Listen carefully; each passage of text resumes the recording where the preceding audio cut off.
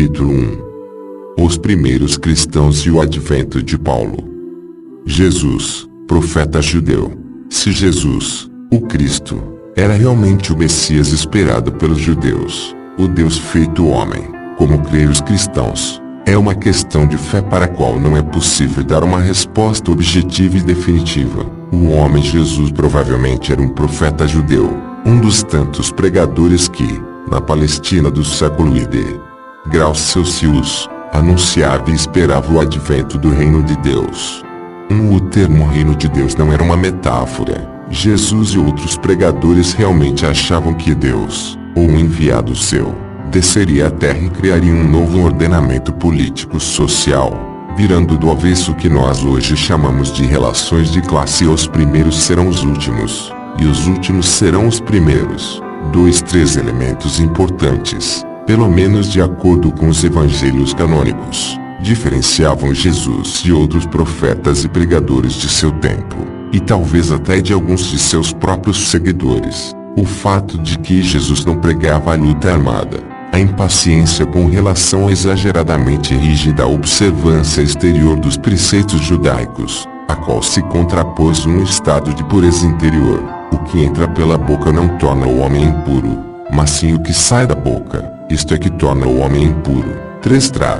A aceitação das mulheres entre seus seguidores, coisa impensável nas escolas rabínicas da época.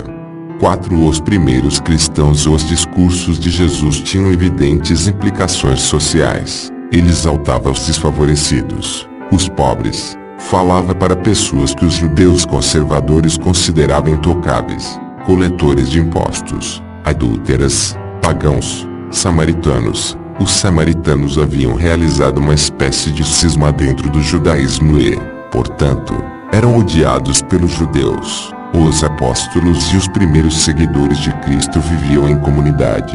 Todos aqueles que se tornaram crentes ficavam juntos e tinham tudo em comum. Quem possuía propriedades e bens os vendia e dividia com todos, de acordo com as necessidades de cada um. De acordo com as Sagradas Escrituras, o rico convertido Ananias entregou aos apóstolos apenas uma parte de seus bens, escondendo o restante. Por este grave pecado, ele teria morrido no mesmo instante. A doutrina de Paulo. O cristianismo provavelmente teria uma história bem diferente da que nós conhecemos se não tivesse cruzado seu destino um personagem complexo e misterioso.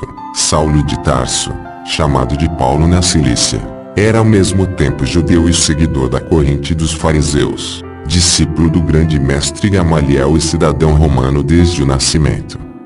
De início, era um perseguidor convicto dos cristãos, aprovando o apedrejamento do primeiro mártir, Estevão.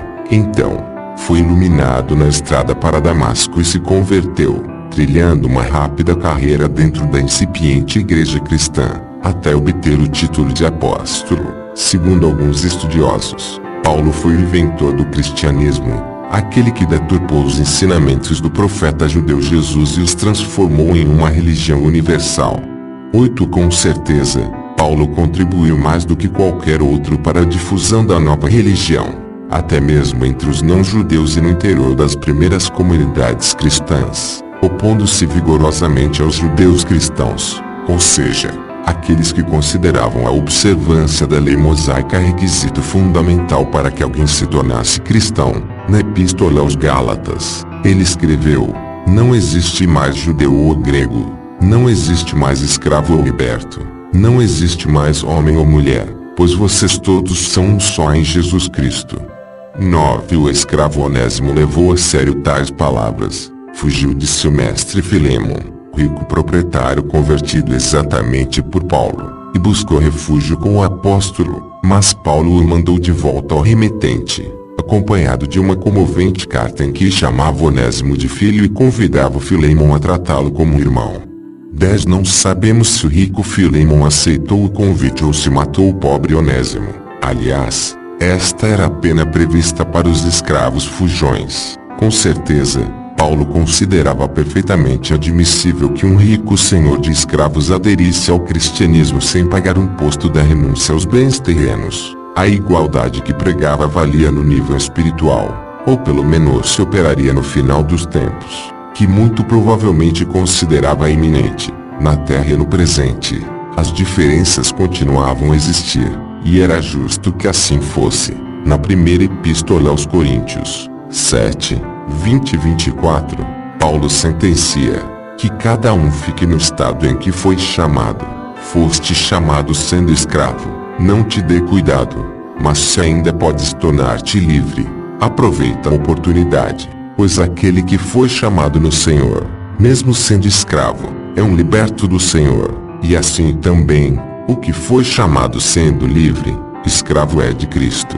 Por preço fostes comprados, mas vos façais escravos de homens. O conceito é repetido em Efésios 6, 5. Escravos, obedecei aos vossos senhores com devoção e temor, servi com solicitude, como se tratasse do próprio Senhor, e não de homens. O que valia para os escravos também valia para as mulheres. As mulheres sejam submissas a seus maridos como ao Senhor, pois o marido é o chefe da mulher, como Cristo é o chefe da igreja, aquele que é o salvador de seu corpo. E como a igreja é submissa a Cristo, assim também o sejam em tudo as mulheres a seus maridos. 11. Como em todas as comunidades de fiéis, que as mulheres se calem nas assembleias, pois não lhes é permitido falar, que estejam submissas, como diz a lei. Se quiserem aprender algo, que perguntem em casa, a seus maridos, pois não convém a uma mulher falar na assembleia. 12. Se os primeiros apóstolos tivessem se comportado assim, as mulheres dificilmente os teriam avisado da ressurreição de Cristo. E o conceito se repete na primeira epístola a Timóteo, 2, 11 e 15. A mulher aprende em silêncio com toda a submissão, pois não permito que a mulher ensine nem tenha domínio sobre o homem, mas que esteja em silêncio, porque primeiro foi formado Adão, depois Eva, e Adão não foi enganado, mas a mulher, sendo enganada, caiu em transgressão. Salvar-se-á, todavia, dando à luz filhos, se permanecer com sobriedade na fé, na caridade e na santificação, com modéstia. Paulo, que para outros aspectos considerava a lei judaica superada, por exemplo, as proibições alimentares, no caso das mulheres, abriu uma exceção e retomou hábitos judaicos, como o costume de cobrir a cabeça nas cerimônias. O homem não deve cobrir a cabeça, pois é a imagem e glória de Deus. A mulher, em compensação, é a glória do homem, e, de fato, o homem não deriva da mulher, mas a mulher deriva do homem. Nem foi o homem criado pela mulher, mas a mulher criada pelo homem. Por isso, a mulher deve usar na cabeça um sinal de sua dependência, por causa dos anjos. Julgar entre vós mesmos. É conveniente que uma mulher ore a Deus com a cabeça descoberta. Não vos ensina a própria natureza que ainda é coroso para um homem deixar o cabelo crescer, enquanto, para a mulher, o cabelo comprido é uma glória, pois a cabeleira foi-lhe dada no lugar do véu. Mas se alguém quiser contestar, não temos esse costume, nem as igrejas de Deus. 13. No que diz respeito a outros aspectos da doutrina de Paulo, é possível examinar o hino à caridade, talvez sua passagem mais conhecida, que diz: ainda que eu falasse as línguas dos homens e dos anjos, se não tivesse caridade, eu seria como o bronze que soa um sino que toca. E ainda que eu tivesse o dom da profecia e conhecesse todos os mistérios e toda a ciência, que possuísse a plenitude da fé capaz de mover montanhas, se não tivesse caridade, eu nada seria. E ainda que distribuísse toda a minha fortuna e entregasse meu corpo para ser queimado, se não tivesse a caridade, nada disso me adiantaria. A caridade é paciente, é benigna a caridade. A caridade não é invejosa, não se vangloria, não tem soberba, não falta com respeito, não busca seus interesses, não se irrita, não guarda rancor, não se alegra com a injustiça, e sim se rejubila com a verdade. Tudo sofre, tudo crê, tudo espera, tudo suporta. 14. Até um hino desinteressado pode, na verdade, conter segundas intenções. Paulo insere dentro de uma dissertação sobre os dons do Espírito ou carismas, aos quais dá uma espécie de classificação, deixando em último lugar um misterioso dom das línguas. O que significaria? Para entendê-lo, devemos voltar um passo atrás. Segundo os Atos, vejamos o que acontece aos apóstolos no dia de Pentecostes, 50 dias depois da Páscoa da ressurreição. De repente veio do céu um ruído, como se soprasse um vento impetuoso, e encheu toda a casa onde estavam sentados. Apareceram-lhes então umas espécies de línguas de fogo, que se repartiram e repousaram sobre cada um deles. Ficaram todos cheios do Espírito Santo e começaram a falar em outras línguas, conforme o Espírito Santo lhes concedia que falassem. 15 Não fica claro o que seria exatamente o dom das línguas. Nos Atos, é descrito como a capacidade de entender e se expressar em todas as línguas do mundo, mas também como uma fala incompreensível, de embriagados. 16 Outras passagens do Novo Testamento levam a pensar em um estado de transe, que contemplava a emissão de sons e palavras de significado obscuro, qualquer que seja a interpretação correta. Na época, tal acontecimento era considerado algo extraordinário. Paulo, que não fazia parte do grupo dos primeiros apóstolos, não recebeu o dom, como escreveu o estudioso Gilberto Pressaco. Na verdade, Paulo, que buscava e queria um reconhecimento oficial e geral de sua natureza de apóstolo, não podia afirmar nem se vangloriar por estar entre aqueles que receberam o Espírito no Pentecostes, os quais se tornaram as pedras vivas que sustentaram o pilar da igreja primitiva. Ele podia, no máximo, se gabar da experiência vivida na estrada de Damasco, uma revelação solitária, particular e, talvez, dúbia para aquela igreja que ele por tanto tempo perseguira. As pseudoclementinas chegam a insinuar que se tratava de uma revelação do diabo, e não de Cristo. Definitivamente, a hostilidade de São Paulo só pode confirmar uma dolorosa sensação de inferioridade em razão da não participação no acontecimento fundamental da igreja, no qual fora dado um dom que ele não possuía que, no entanto, era frequente entre os primeiros cristãos. 17 Por isso, Paulo exaltava o amor como a maior de todas as virtudes, mas, apesar disso, ele parecia ter péssimo gênio. Durante uma viagem missionária, brigou com o companheiro Barnabé de tal forma que os dois prosseguiram em direções diferentes. Barnabé, por mar até Chipre, e Paulo, por terra, pela Síria e a Cilícia. 18 E nas cartas não faltam alfinetadas nos outros apóstolos. Ele chegou a acusar publicamente de hipocrisia Pedro, o chefe da igreja. Quem narra o episódio é o próprio Paulo, mas quando Cefa, Pedro, chegou a Antioquia, eu me opus abertamente a ele, pois é evidente que estava errado. De fato, antes que chegassem alguns amigos de Tiago, ele fazia as refeições junto com os pagãos, mas depois que estes chegaram, começou a evitá-los e a se manter afastado, por medo dos circuncidados, e outros judeus também o imitaram na simulação, a tal ponto que até Barnabé deixou-se atrair pela sua hipocrisia, quando vi que não se comportavam corretamente, segundo a verdade do Evangelho. Disse a Cefa, na presença de todos: se você, que é judeu, vive como os pagãos, e não à maneira dos judeus, como pode obrigar os pagãos a viver à maneira dos judeus? 19 Aqui se acena o conflito entre os judeus cristãos, que consideravam um dever seguir a lei mosaica, que, entre outras coisas, tinha regras muito rígidas acerca dos alimentos e sua preparação, e aqueles que, ao contrário, consideravam tal lei superada. Na prática, Paulo criticava Pedro por ficar em cima do muro, tentando não desagradar nenhuma das duas facções, mas o próprio Paulo, em outras ocasiões, se comporta de maneira análoga, manda circuncidar um seguidor seu. 20 Quando os judeus cristãos o acusam de ter abandonado a lei mosaica, reage acentuando gestos exteriores de observância aos preceitos judaicos. 21 Proíbe que se coma carne proveniente de sacrifícios pagãos, muito impura para os judeus praticantes, se o ato escandalizar os outros comensais. 22 Finalmente confessa: eu agi como judeu entre os judeus para ganhar os judeus. Com aqueles que obedecem à lei judaica, tornei-me alguém obediente à lei, mesmo não sendo, com o propósito de ganhar aqueles que o são. Com aqueles que não têm lei, tornei-me alguém sem lei, mesmo não sendo alheio à lei de Deus, ou melhor, seguindo a lei de Cristo, para ganhar aqueles que não têm lei. Tornei-me fraco com os fracos, para ganhar os fracos. Fui tudo para todos, para salvar alguém a todo custo. 23. Apesar de seu zelo e de seu ativismo, as mulheres ainda falariam por muito tempo nas assembleias e, em alguns casos, teriam até ditado leis. Muitos cristãos não tiveram de esperar o juízo universal para tentar criar uma sociedade mais justa. Em pouco mais de 100 anos, o cristianismo se difundiu por toda parte.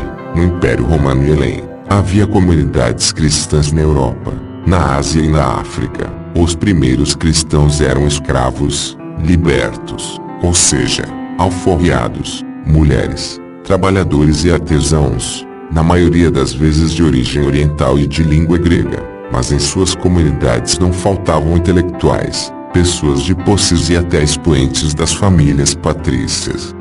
24. Por coerência com a própria fé, não adoravam ou ofereciam sacrifícios às divindades romanas. Os primeiros cristãos se consideravam cidadãos do reino dos céus e estrangeiros nesta terra. 25. Tão estrangeiros, que muitos consideravam pecado exercer funções públicas.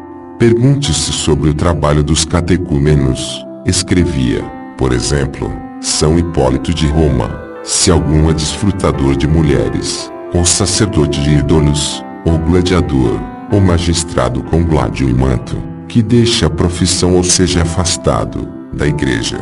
26. Vale notar que a profissão de magistrado é colocada no mesmo patamar que a dos que desfrutam da prostituição ou dos combates lúdicos. É impossível estabelecer com exatidão o percentual de cristãos entre os súditos do império, mas certamente devia se tratar de um fenômeno de grandes proporções. Tertuliano, um dos primeiros escritores latinos do século II, assim reprovava os magistrados romanos: poderíamos ter lutado sem armas contra vocês, sem nos rebelarmos, mas apenas com o nosso dissenso, com a hostilidade de uma secessão. Se, de fato, nos separássemos em grande número de vocês para nos refugiarmos em algum canto remoto da terra, a perda de tantos cidadãos minaria sua dominação, unindo-a com a ruína total. Então teriam terror de sua solidão, do silêncio da natureza e do estupor de um mundo já morto. Procurariam quem manda, mas teria mais inimigos do que cidadãos. 27. Um exagero, é claro, mas com um fundo de verdade. As autoridades romanas reputavam subversivo qualquer movimento que agregasse longe de seu controle grupos populares e expoentes da aristocracia. 28. Além disso, consideravam a manutenção dos cultos tradicionais um elemento de estabilidade dispensável à própria vida do Estado, tanto que o sacrilégio e a não observância dos ritos constituíam um crime comparável à traição. Enfim, temiam de forma extrema os perigos da secessão. Roma nunca conseguiu se recuperar do susto da secessão dos plebeus no período republicano. O terror da secessão em Roma é uma constante psicológica que desempenha um papel histórico de notável relevância. 29. Os cristãos reuniam as características que o poder imperial temia, o que explica as perseguições periódicas das quais foram vítimas no curso de 200 anos, de 112 até 311. Outro elemento caracterizava os cristãos, pelo menos nos 2 primeiros séculos: à espera de um apocalipse iminente. Deus desceria sobre a terra e faria justiça. Eles, os perseguidos, iriam se sentar em tronos à direita do Pai, e de lá assistiriam ao suplício de seus dominadores. Mais uma vez, é preciso dizer que esta e outras visões descritas por autores de origem cristã não eram uma metáfora, mas deveriam ser lidas literalmente. Teme o não cumprimento das profecias apocalípticas e sucessiva constantinização do cristianismo. Ver os próximos capítulos. Transportariam essas esperanças para muito longe no tempo e no espaço, a um local totalmente desligado deste mundo. Mas, apesar disso, nunca se conseguirá normalizar completamente o cristianismo. Em cada período, haverá pessoas ou movimentos, os hereges, que se oporão à transformação da igreja em um aparato opressivo de poder e que tentarão implantar aqui na terra o reino dos céus. criando verdadeiras igrejas alternativas.